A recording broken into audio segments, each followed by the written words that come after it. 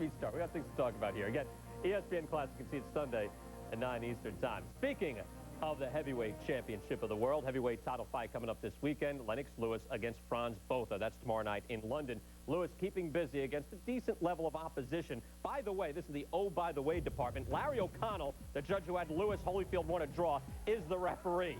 Weigh in on Thursday, Botha 236. Well, for Botha, yep, looks sharp. Lewis 250, normal for him. At the news conference now, Lewis made Botha wait for about an hour. Botha bolted. Lewis said he will pay.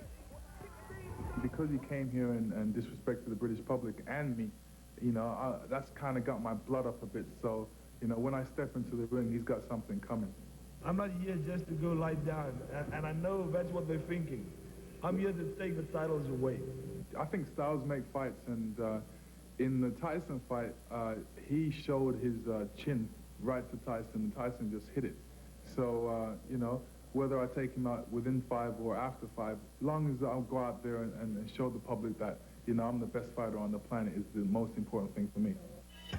And among the all-time greats there, you see the best career winning percentage in heavyweight title bouts. Of course, things are diluted when you have more than one champion, but now Lennox Lewis is the one champion. Yeah, Lennox Lewis's real record in title fights, real title fights, he beat Holyfield twice and Grant once. He's 3-0 in reality.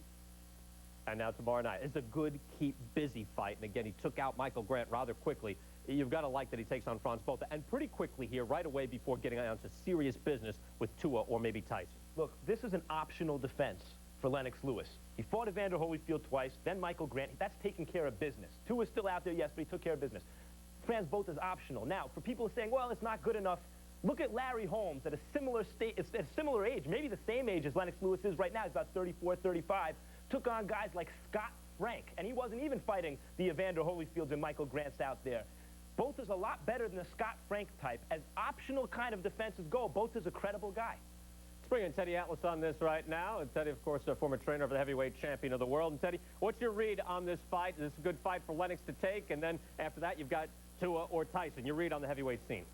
Well, on paper, you know, it would seem like, well, it's a give-me fight. It's a fight that keep me busy, like Max was alluding to, get paid, and wait for the big paydays, whether it's Tua or Tyson. I think it's a little more dangerous than that.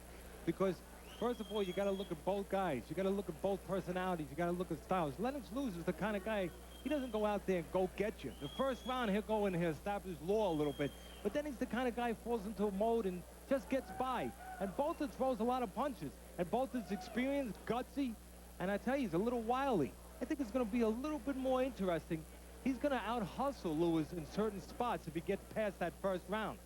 All right, Teddy, thank you very much. Good to get your input on that. And, of course, Teddy talking about David Tua as well. Tua, the real #1 contender, taking on Robert Daniels just next week, kind of on the same timetable. After years of fighting and waiting, Tua says, I got next. Now, maybe that's not done yet. But first, Tua with wins over Hasim Rahman and Oleg Muskayev and John Ruiz and David Izon, all KOs. He's fought the best. His one loss, a slugfest with Ike Ibiabuchi. Daniel's seen as a Tua, one of the most powerful fighters in the world. And David Tua joining us right now. David, it's a pleasure to have you on the program. I asked you about your weight earlier on because against Ibiabuchi, Rahman, Izon, and Ruiz, you weighed between 223 and 220.